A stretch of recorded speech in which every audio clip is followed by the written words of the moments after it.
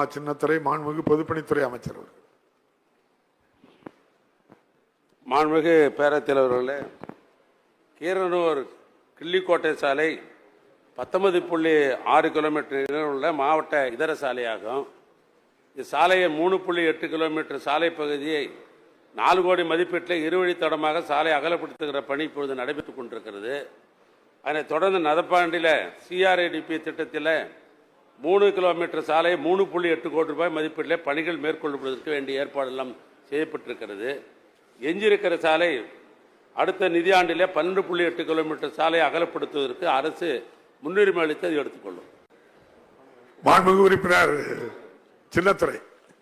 மாண்புமிகு பேரவைத் தலைவர் அவர்களே, கீரனூர், பள்ளத்துப்பட்டி, ஒடுகம்பட்டி, புளியூர், விசலூர், விசலிக்கோவில், மலையடிப்பட்டி, கிள்ளுக்கோட்டை வழியாக வரக்கூடிய அந்த சாலை என்பது மிக முக்கியமான சாலை.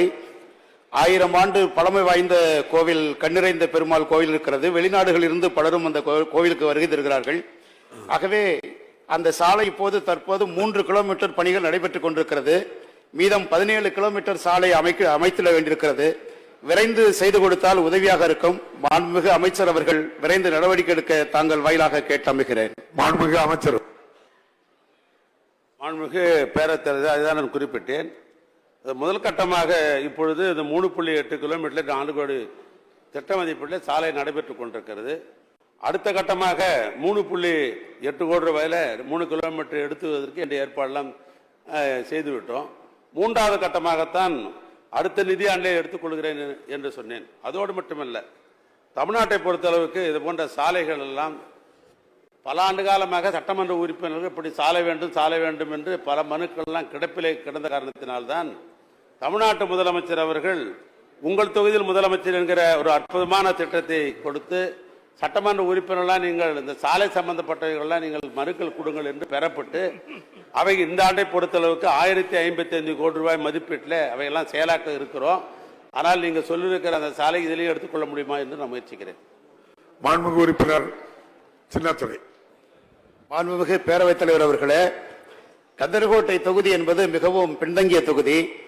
சமூக பொருளாதார வளர்ச்சியை ஏற்படுத்துவதில் மிகப்பெரிய சிரமத்தை ஏற்படுத்தக்கூடிய ஒரு தொகுதியாக இருக்கிறது. கடந்த 10 ஆண்டுகளிலே சாலை மிகப்பெரிய அளவுக்கு புறக்கணிக்கப்பட்ட ஒரு பகுதியாக சாலை போட விடாமல் தடுத்து விட்டார்கள். இப்போது ஒரு பெருமளவுக்கு சாலைகள் அமைக்கப்பட்டிருந்தாலும் குன்னண்டார் கோயில், கரம்பக்குடி, கந்தர்கோட்டை பகுதியிலே கிராமப்புறத்தில் இருக்கக்கூடிய RR ரோடு உட்பட நீங்க பாத்தீங்கன்னா சாலைகள் போடப்படாததால் மிகப்பெரிய அளவுக்கு பாதிப்பு ஏற்படுகிறது, விபத்துகள் அதிகரிக்கிறது.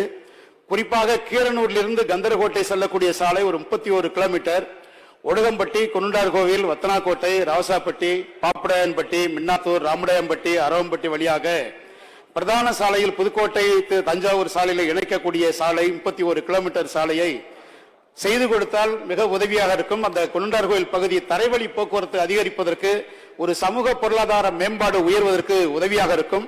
மாண்புமிகு அமைச்சர் அவர்கள் செய்து கொடுப்பார்களா என்பதை தாங்கள் வாயிலாக கேட்டு அமைகிறேன். மாண்புமிகு அமைச்சர். மாண்புமிகு பேரவைத் தலைவர்களே, நேற்றைய முந்தைய மானிய கோரிக்கையில் என குறிப்பிட்டேன். பொதுவாக ஒரு நாடு முன்னேற வேண்டும் என்று சொன்னால், அல்லது மாநிலம் முன்னேற வேண்டும் என்று சொன்னால், அல்லது மாவட்டம் முன்னேற வேண்டும் என்று சொன்னால், நம்முடைய பகுதி முன்னேற வேண்டும் என்று சொன்னால் பொருளாதாரத்திற்கு வித்திடுவது நம்முடைய சாலைகள் தான். அதனால்தான் இந்த ஆட்சியில் 40% அதாவது மூலதன செலவை தமிழ்நாட்டு முதலமைச்சர் ஒதுக்குகிறார்கள். மூலதன செலவு என்பது நம்முடைய அரசாங்கத்துக்கு சொத்தை சேர்ப்பது. இந்த நெடுஞ்சாலைத்துறையின் மூலமாக மக்கள் பயன்பாடு இருக்க வேண்டும். அதே நேரத்தில் மூலதன செலவு செய்து அரசாங்கத்துக்கு சொத்து சேர்க்க வேண்டும் என்பதில் முன்னுரிமை அளிக்கிற காரணத்தினால்தான் இந்த நீங்கள் சொன்னதை போல 10 ஆண்டு பாராமரிகமாக இருந்த சாலைகள்லாம் இப்போ எடுத்துக்கொண்டிருக்கிறோம். அது மாவட்ட முக்கிய சாலை, மாவட்ட இதர சாலை, மாநில நெடுஞ்சாலை என்ற 3 வகைப்படுத்தப்பட்டதில் ஒன்றொன்று என்று எடுத்துக்கொண்டிருக்கிறோம். நீங்கள் இந்த கேள்வியை நான் எடுத்துக்கொண்டு துறை சார்ந்து அதிகாரிகளை அனுப்பி ஆய்வு செய்து இந்த நிதியாண்டிலே அதை எடுப்பதற்கு முயற்சி செய்வேன். விநாயகன் 104 மாண்புமிகு உறுப்பினர் சிவகுமார்.